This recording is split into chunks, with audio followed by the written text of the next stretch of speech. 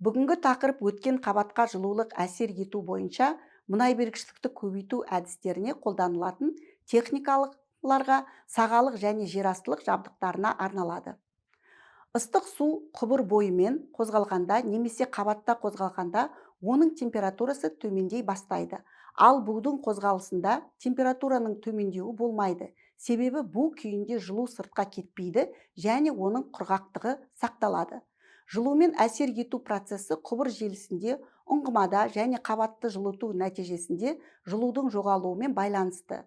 Бу генераторларын қолданудың пайдалы әсер коэффициенті шамамен 80%-ға тең болады. Әрбір 100 метр құбырда беттік жылу өткізгіштікте жылу жоғалту шамамен 0,135 пен 3,5 миллион килоджоул тәулік аралығында бағаланады. Жылу шығынын азайту үшін сақиналы кеңістікті газбен толтырады. Газдың жылу өткізгіштігі мен сумен салыстырғанда төмен болады. Сызбада көрсетілгендей, су құбыр өткізгіштік арқылы буферлік емкістерде жиналған су сорапты орталықтар арқылы су ысытқышқа беріледі. Ысыған су дайындық блогы арқылы бу генераторларына беріледі. Бұл жерден буға айналып, қажетті жоғары қысыммен, әрине енді бу жолымен айдау ұңғыларына беріледі. Мұның барлығы бумен әсер ету кезіндегі жер үсті жабдықтары және бұл жердегі басты негізі қондырғы бу генераторы. Бу генераторының сызбасына кіретін жабдықтар сызбада беріліп тұр. УПГ 6016М, УПГ 56М типті бу генераторлық қондырғының техникалық сипаттамалары кестеде берілген. Көріп отырғанымыздай, УПГ 6016М негізгі бу өнімділік, жылу өндіру, қысымы сияқты негізгі параметрлер бойынша қуаттырақ болып табылады.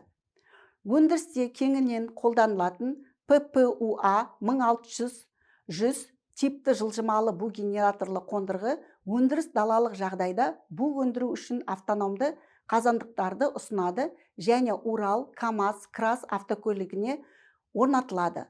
Сағаттық бу өнімділігі 16 тонна, бу қысымы 9-10 мегапаскаль.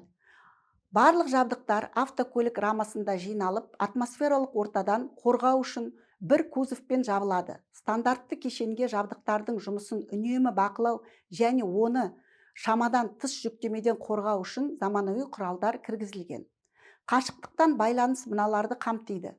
Жұмыс туралы ақпарат көрсетілетін аспаптар қалқаны, бу қазандығына берілетін отын мөлшерін бақылау үшін реттеуші бу вентильдері.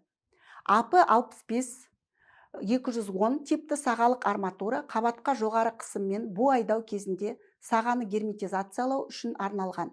Арматура маркасында 65 саны шартты өту диаметрін білдіреді.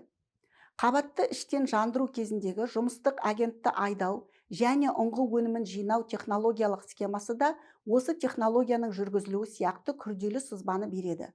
Құрғақ және ылғалды жану процесінде қарастырғанымыздай, ауа және су компрессорлық және сорапты орталықтар арқылы тарату пункттерінен айдау ұңғысына беріледі. Өндіру ұңғыларының жоғары тұтқырлы өнімі әдеттегі өндірістік жинау, дайындау қондырғыларынан өтеді. Мұндағы ерекшелік 8 ұңғы өнімі жолындағы қыздыру пеші, бұл әрине жылулық әдіспен өндірілетін тұтқырлы мұнайдың өндіріс ішілік тасымалын қамтамасыз етеді. Басқа қондырғылар кезектілігі сызбада беріліп отыр. Өткен дәрістерден білетініміздей, қабатта жану фронтын тудыратын тотықтырғыш ауаны айдау алдына қабатты қыздырып, жануды түзу керек. Сонан соң үздіксіз ауа айдалады. Сол кезде қабатқа түсірілетін электр жылытқыштар ұңғы түбі температурасын тәулігіне 2600 градус Цельсиясына дейін. Электр жылытқыштарды қолданған кезде ұңғы сағасына жоғары қысымды лубрикатор, сальник, бақылау өлшеу құралдарын орнатады. Электр жылытқыштар немесе қыздырғыштар түпке құбыр не трос арқылы түсіріледі. Электроэнергиясы болат брондалған кабель немесе тұтас болат өткізгіш бойынша беріледі. Жоғары кернеулі немесе қуатты модельдер терең ұңғымалар үшін ұсынылады. Жабдық әз қуатқа есептелген 240 вольт кернеуінде жұмыс істей алады. Сонымен қатар, қосымша скважиналардың түп аймағын ыссы мұнаймен өңдеу және жер асты жабдықтарын тазалау үшін АДПМ 12 бөлінген 150 агрегатын, АЦН мұнай автоцистерналарын қолданады. АЦН 18, яғни цистерна көлемі 18 метр куб. АДПМ 12 бөлінген 150 агрегатының маркасындағы 12 метр куб сағат мұнай өнімділігі 1500 деген дейінгі температураға қыздыруға арналған. Назарларыңызға рахмет. Келесі дәріске өтеміз.